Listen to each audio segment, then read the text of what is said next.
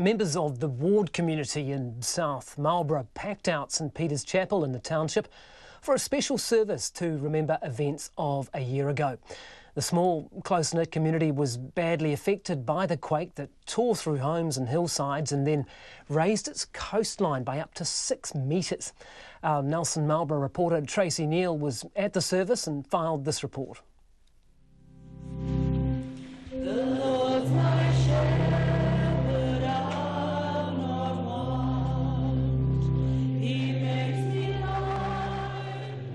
It was a quiet reflection from a community that's been reluctant to make a fuss. More than 200 homes in Ward and nearby Seddon were damaged in last November's magnitude 7.8 quake. Anglican vicar Dawn Donalda says unlike the cracks mended in some of the buildings, there are cracks in the community that may never heal.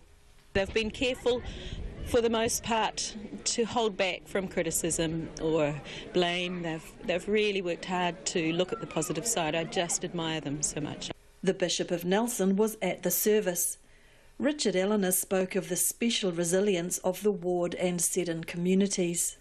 When something really tough happens in life, we can either get bitter or better. I think the Ward community has been amazing. I think it's been an inspiration to see them coming together and working together, but there has been pain there.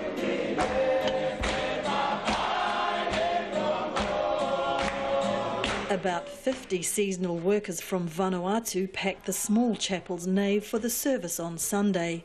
Afterwards they sang in the community hall while Ward residents danced with them. Robert Waller heads one of the crews employed under the recognised seasonal employers scheme to pick Marlborough's grapes.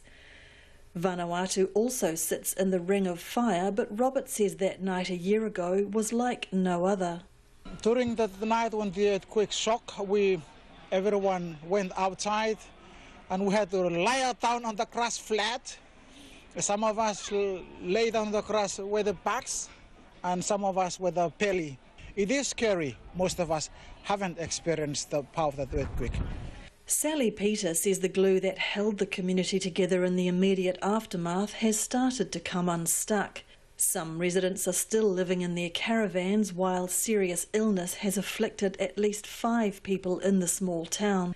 Mrs Peter says winter in their cracked and broken Cape Campbell farmhouse was challenging. I think as time's gone on, it's got a little bit fragmented as frustrations crept in with houses not being fixed up or the insurances haven't come through. A lot of people are still waiting, including ourselves. She says EQC's handing of insurance claims to private companies has worked well for some, but not all. The speed of response appears linked to different insurance companies. For Dawn Donalda, the service was a bittersweet moment. It was announced she will be leaving the rural parish. People who serve, or people who, like doctors and nurses, they go and go and go, and then maybe quite a distance from the trauma, they actually need downtime. So it's my turn to need downtime. That's the reality. She will be moving to Vanuatu to teach English, but change is also happening within the church. Bishop Eleanor says the damage to buildings and communities means they're having to rationalise services. We've tried over the years to maintain stipend paid ministry in every small community. We'd love still be able to do that, and the Anglican Church is going to have a very strong presence still, but what that looks like, it's up to the local community.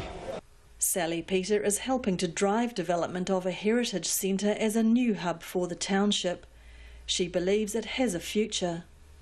Yeah, I think we've got this really good community, and I think it's going to pull us all through.